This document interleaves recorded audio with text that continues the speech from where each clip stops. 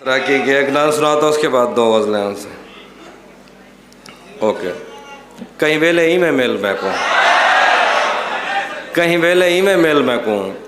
चुप चुप पिच गाली टुर पोमन, साढ़े पेरें सौ सौ सुर पोमन, कहीं बेदी गाल करूँ जेकर जिब सड़ पोवे लब भुर पोमन, मेरी हाँच बल्दी भा कट गन, मैं को हाथ ला के मेरे साह काट गन। कहीं वेले ही में मेल मैकूँ, कहीं वेले ही में मेल मैकूँ, जिमें जंगल दे विच राह मिलदन, जिमें कहीं दे साह नाल साह मिलदन, जिमें आधे च जंगा छोड़ करें जंग जूं जाली को आ मिलदन, जिमें अण खुटतार समंदरें को पहली वारी दरिया मिलदन,